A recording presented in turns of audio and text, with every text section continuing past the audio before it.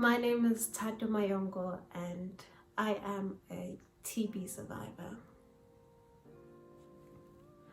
So in light of the coronavirus that has spread so rapidly around the world and it becoming a pandemic, I was convicted in my heart to share my testimony with you guys, and even if it just touches one person's life or it helps one person, that would be enough for me.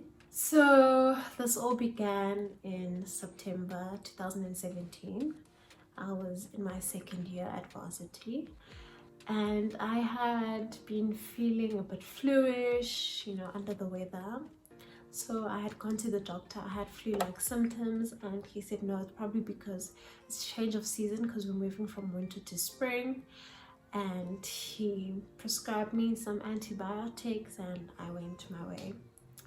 A few days later, I still wasn't feeling well, so I decided to go to another doctor. Same symptoms, he gave me more or less the same diagnosis, did a few tests. He's like, there's nothing that he can see that's really wrong, so he just gave me antibiotics and I went my way. 2 weeks later, still not doing well. I went back to the hospital. Same thing, they did x-rays. I think they also did a urine test if I'm not mistaken, and he couldn't figure out what was wrong. And by that time I was also having a bit of breathing issues. So on my left hand side, this lung on the left was really painful. Every time I breathed in and out, I could feel as if it was being jabbed. But still nothing was seen. I was given antibiotics and I went my way. And during the course of these 3 weeks that I was feeling sick, I was having a lot of chest pain, difficulties breathing, shortness of breath, feverish, weight loss, loss of appetite, and night sweats. The night sweats were really bad. I would wake up and my whole bed would be wet. It was as if I had peed on myself, so I'd have to change my bedding, my pajamas and everything. After the 3 weeks, we had a bit of a short break and I went home, but I was starting to feel a bit better.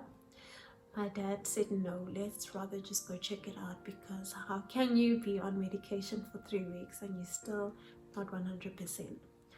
So I went to Unitas in Pretoria and they did a sputum test, urine test, CT scans. They did blood tests and they said they think I have TB, but they couldn't confirm it until they get a few more results back. And then I had to do an HIV and AIDS test, because a lot of the cases in South Africa, when someone has TB, they usually have HIV and AIDS. So I was admitted into hospital that day, and as you can imagine, I was freaking out because I thought I was fine, and all of a sudden I'm getting all these results back. They came back the following day and they confirmed that yes, indeed I do have TB, and the good news is that it could be cured. When I heard that, I didn't know how to feel. I didn't know how to react. My head was spinning.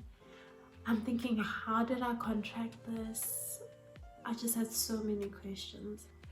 But what was important is that it was curable, and I got there right in the nick of time, because apparently my TB levels were so high. I think, if I remember correctly, it was around about 99 and normal TB levels are at 20. So if I didn't head to the hospital that weekend, I probably would have died. So the test results also showed that I had pneumonia at first, and because the pneumonia wasn't being attended to and my immune system was so weak, that's when I contracted TB.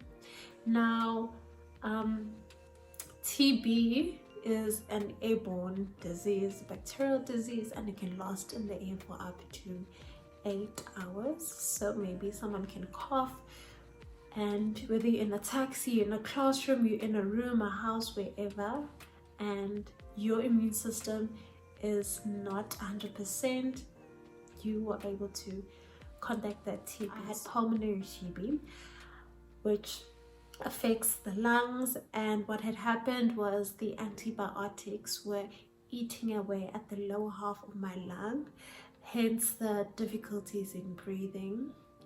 But because I was young, I still am young, I was able to heal quickly, so the doctors weren't too worried about that. I just couldn't sleep on my left hand side because it was so. I was in hospital for a week. I started my TB medication, so I had to take it for 6 months, and it comprised of 4 pills, which are a bit big, and then 2 other ones, which is 4 vitamins, just to keep your immune system up. There's quite a few side effects from taking the medication. Nausea, and you definitely can't afford to be vomiting because now the medication is coming out and it's not doing what it's supposed to do.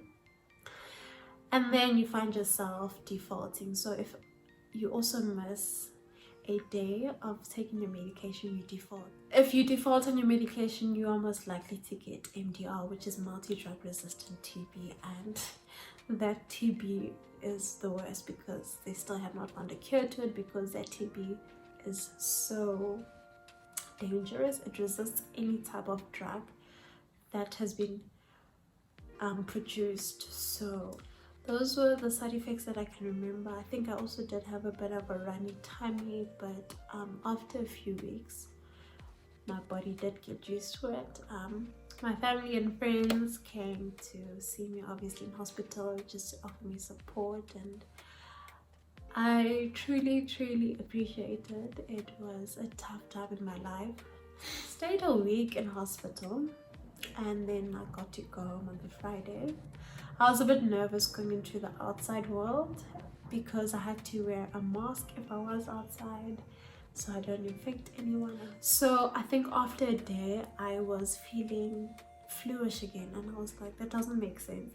I already have TB. How can I get even more sick? Like, it doesn't make sense. And I was feeling very cold. My feet just became so cold.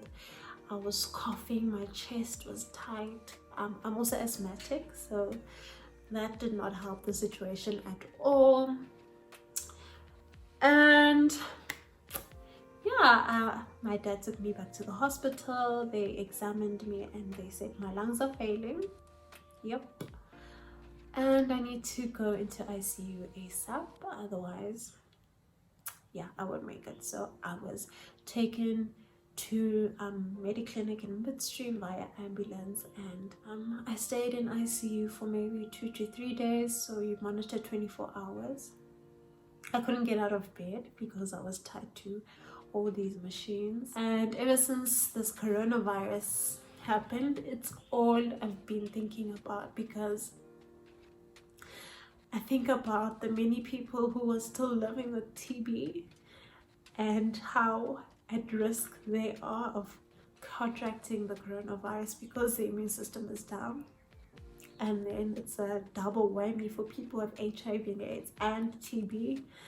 And if they were to get the coronavirus, I do not know what would be of them, since there's no cure to it and recovery takes so long. TB is still the #1 deadly infectious killer in South Africa, and it is ranked in the top 10 in the world. So it's crazy when I do my part in educating people, spreading awareness, and stopping the stigmas.